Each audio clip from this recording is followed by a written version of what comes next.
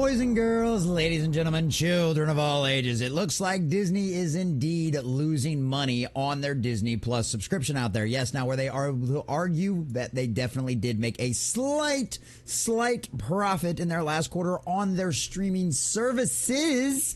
Yes, indeed, there's no denying that they barely inked out a profit. But of course, we know a lot of that had to do with the acquisition, the full acquisition of Hulu and being able to actually put it on their books. It's that funny little marketing and the math that the Disney company likes to be able to do, that Hollywood accounting, as everybody likes to call it. Well, it looks like, boys and girls, we've got some more truth coming out. Because if you hadn't heard, there was a data leak. Well, there was a bit of a hack of the Walt Disney Company a couple of months back, and we knew that there was quite a lot of information that was being leaked out there on the internet, and a lot of data files that were being gone through. Well, it looks like we've got some of that information that has officially been published by a lot of the very reputable news sources, the legacy media organizations. They've decided to put it out there, so guess what, boys and girls? We're talking about it as well, because that's how things go. And yes, it turns out that Disney Plus is absolutely still unprofitable for the Walt Disney Company, because they are losing money on every single subscriber that they have, ladies and gentlemen, and that is absolutely hilarious. So we've got this article over here from thatparkplace.com and our wonderful WDW Pro saying leaked Disney financial data reveals troubling statistic on revenues per subscriber. And yes, WDW Pro is always so kind and always so nice about saying that kind of thing, but this is out there showing that they are spending way more money on the things that they are producing on Disney Plus than they are taking in, and they are suffering for it, boys and girls. This is just another example of the amount of money that the Walt Disney Company is losing because of the agenda they decided to push instead of actually giving us good quality Star Wars and good quality Marvel televisions. So we're going to check out this article from That Park Place, getting all of the juicy details and break down these numbers for you and tell you why this matters. But before we do, if you do enjoy our content, hit that like button, share it with all your friends, and subscribe or follow if you have not already. Also, leave us a comment section down below. Does it surprise you at all to find out about this data leak that Disney Plus is actually still losing money even though they tried to combine everything with Hulu? Are you one of those out there with a Disney Plus subscription out there adding into this stuff out there, or are you somebody out there that has canceled it and doesn't bother with any of this kind of nonsense whatsoever? Let us know what you think about all this in the comment section down below and if it surprises you or not. So from our dear sweet WW Pro, and I love the disclaimer they put in here at the beginning of this too. This is great. The following article uses data from respected news sources on the web. Well, certain institutions respect them anyway. However, the data ultimately comes from an alleged breach of Disney security, i.e. the hack that happened a few months ago. That Park Place never condones illicit and unethical obtaining of corporate data and does not report on such findings until and unless other news sources make it readily available to the public. Exactly. I didn't get any of this leaked information. I didn't go through any of this document data out there. For one, I wouldn't have the time for it and probably not the know-how or the smarts to even understand what the hell I was looking at either. But hey, somebody else did. It's published. It's out there. It's publicly available information. So guess what? We're talking about it, Disney, because your numbers are out there, and I can't wait to see what your investors think of all of this, no matter how much you've tried to gaslight them. The Walt Disney Company has spent tremendous resources on building up the Disney Plus streaming platform into its flagship dissemination tool for nearly all its media. It has sacrificed the Disney Channel for it, though it still remains a vestigial offering on American cable plans. It has destroyed the secondary market of Blu-rays and DVDs so that Disney Plus gets all the goods. To a large extent, it has damaged the box office, with customers often waiting until they can get it for free, quote unquote, when it comes to streaming. And yet, for all that effort, a new data dump reveals that the return on investment for Disney is shockingly bad. Yes, boys and girls, they have spent billions of dollars over the last few years and sacrificed practically everything in order to force the argument that their subscription service is profitable and a success, when it turns out when you actually get the ability to dig into the numbers, it is just as much of a disastrous dumpster fire as the ratings for The Acolyte, ladies and gentlemen. According to Reuters, the leak of Disney Plus financial information are legitimate, and even if it means to acquire them, are definitely not so. The leaked files included granular details on revenue generated by products such as Disney Plus and ESPN Plus, park pricing offers, and what appears to be login credentials for some of Disney's cloud infrastructure, the report says. So yes, Obviously, very much a hacked situation here. This is not even something that a Disney employee would risk leaking out there, although we don't obviously condone that kind of thing around here either. At the end of the day, maybe they're doing the Lord's work. While some of the acquired data is provided in a ho-hum way by various news outlets, a further investigation of what has really been provided shows that Bob Iger's Disney Plus strategy may be a real albatross for the company.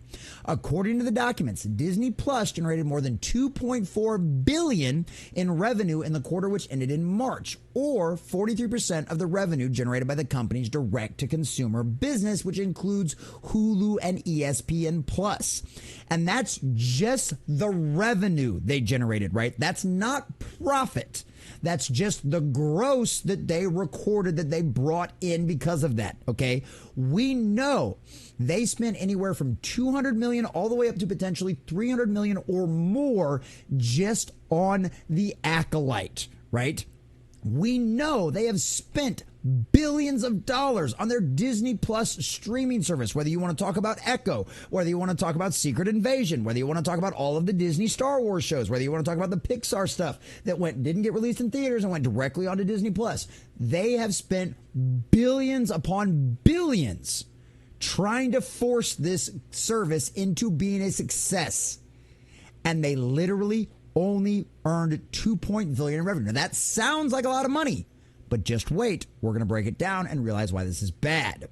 First, it's not certain. Well, WDW Pro does an excellent job for it. Shout out to Pro. If you haven't, go subscribe to That Park Place and all the rest of their stuff. Follow them on Twitter. They're great. I love Pro. These guys are awesome. First, it's not certain that ESPN is actually included in this number. Disney has separated ESPN into a different category in a recent earnings report. If Disney Plus is generating 43% of all revenue for Disney streaming platforms, that might actually make this situation far worse. You'll understand why in a moment. More likely, however, is that ESPN Plus actually isn't included in this number, and Disney Plus is playing second fiddle financially to Hulu.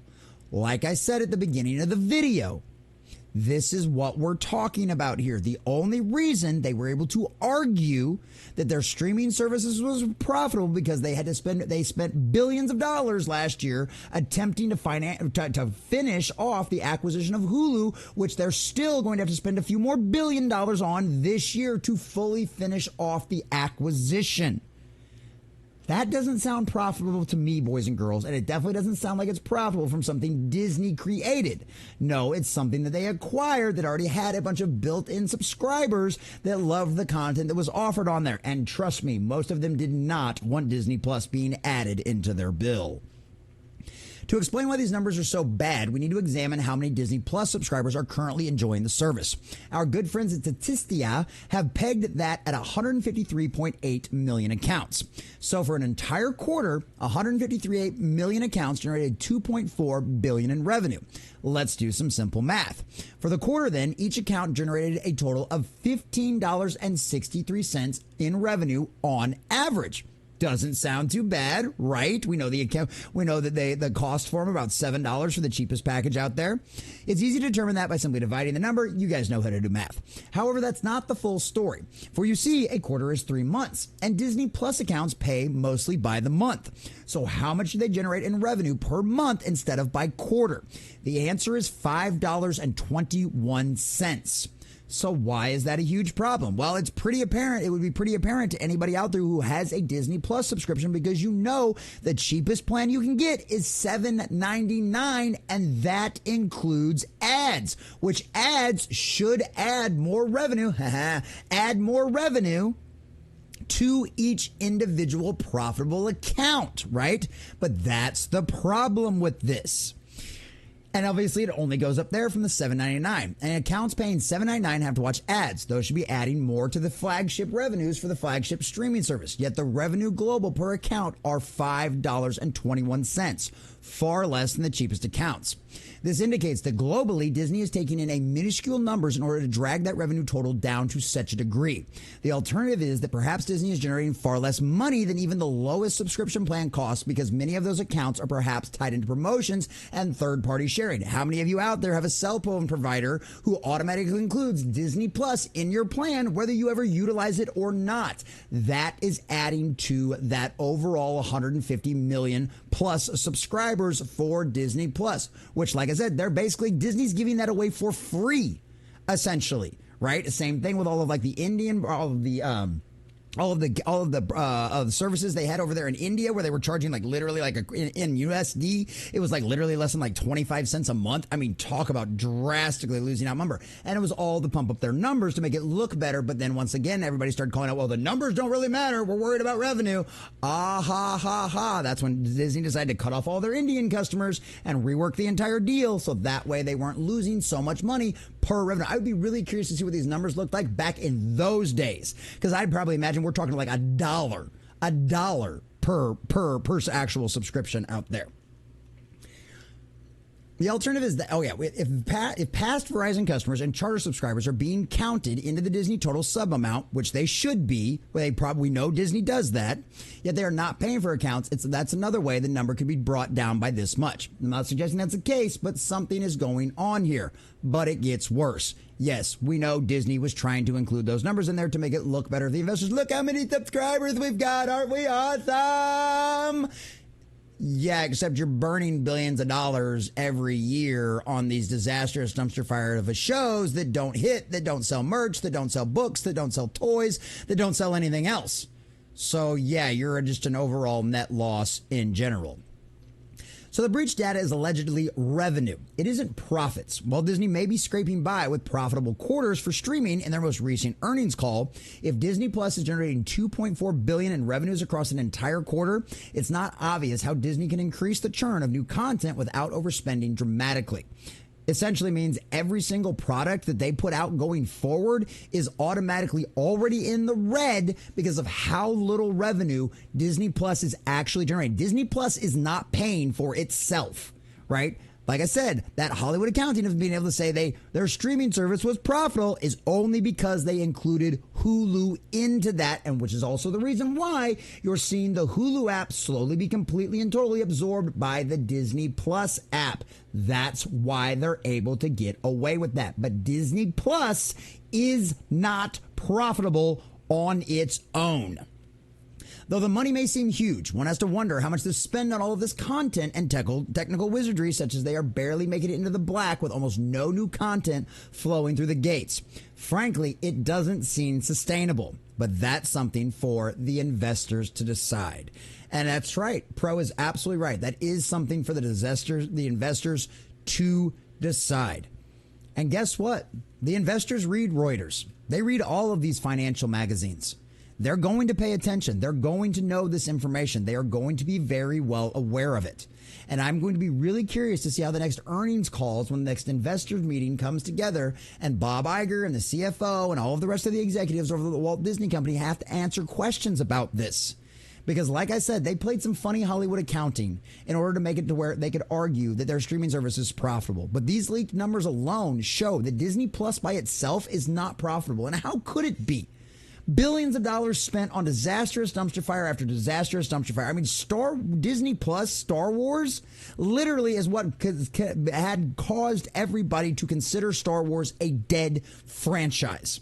Because every series they produce, the views get worse and worse and worse as it goes. Star Wars is just a great example, but the Marvel television shows have been the exact way. WandaVision, I enjoyed.